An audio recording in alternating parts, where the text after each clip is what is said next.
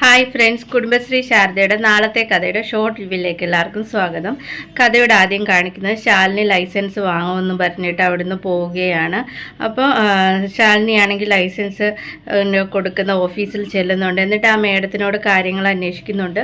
അപ്പോൾ ആ മേഡം പറയുന്നുണ്ട് വിഷ്ണുവിൻ്റെ പേരിൽ കേസ് ഉള്ളത് കൊണ്ടാണ് ലൈസൻസ് റദ്ദായതെന്ന്.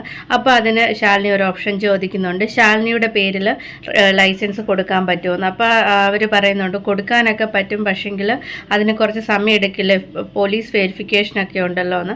അപ്പോൾ അവൾ ഒന്നും പറയുന്നില്ല, എന്നിട്ട് ആലോചിച്ച് നിൽക്കുവാണ്. ഇതേ സമയം സുസ്മിതയെ പോലീസ് സ്റ്റേഷനിൽ പരോളിന് റിലീസ് ചെയ്തേക്കുവാണ്. അപ്പോൾ അവൾ ആ പോലീസുകാരിയോട് പറയുന്നുണ്ട്, നമ്മൾ തമ്മിൽ കുറച്ച് കണക്ക് തീർക്കാനുണ്ട്, എൻ്റെ അമ്മയുടെ പൈസയൊക്കെ വാങ്ങിയല്ലേ എന്നുള്ള കുറേ കാര്യങ്ങളൊക്കെ അങ്ങോട്ടും ഇങ്ങോട്ടും സംസാരിക്കുന്നുണ്ട്. പിന്നീട് കഥയിൽ കാണിക്കുന്നത് അമ്പലമാണ്. അവിടെ ശാരദാമ്മ പ്രാർത്ഥിക്കുകയാണ്, ശാരിയെക്കുറിച്ചാണ് പ്രാർത്ഥിക്കുന്നത്.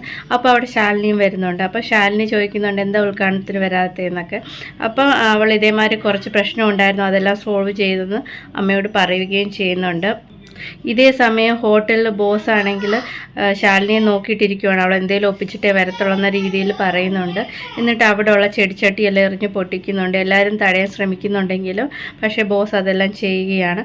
അപ്പോൾ ശാലിനി കറക്റ്റാണ് വരുന്നുണ്ട്. എന്നിട്ട് ശാലിനി ലൈസൻസ് എടുത്ത് കാണിക്കുകയാണ്. അപ്പോഴാണ് അവർക്ക് മനസ്സിലാവുന്നത് അത് ശാലിനിയുടെ പേരിലാണ് എടുത്തിട്ടുള്ളതെന്ന്. ഈരഞ്ജനി പോലീസാണ് ഇതിൻ്റെ വെരിഫിക്കേഷൻ എല്ലാം പെട്ടെന്ന് നടത്തി കൊടുത്തതും, അതുകൊണ്ടാണ് പെട്ടെന്ന് ലൈസൻസ് കിട്ടിയത്. അപ്പോൾ ആ ചെടിയെല്ലാം അവിടെ എടുത്ത് വെച്ചിട്ട് പോകാൻ പറയുന്നുണ്ട് ബോസിനോട്. ബോസ് അത് പറ്റത്തില്ല എന്ന് പറയുന്നുണ്ട്. അപ്പം കറക്റ്റായിട്ട് ശ്രീരഞ്ജിനി മേഡവും അവിടെ വരികയാണ്. എന്നിട്ട് മേഡം പറയുമ്പോൾ ബോസ് എല്ലാം എടുത്ത് വെക്കുകയാണ്. അതോടെ ഇന്നത്തെ കഥ തീരുന്നു. കഥ ഇഷ്ടമായെങ്കിൽ ഞങ്ങളുടെ ചാനൽ സബ്സ്ക്രൈബ് ചെയ്യണേ. താങ്ക്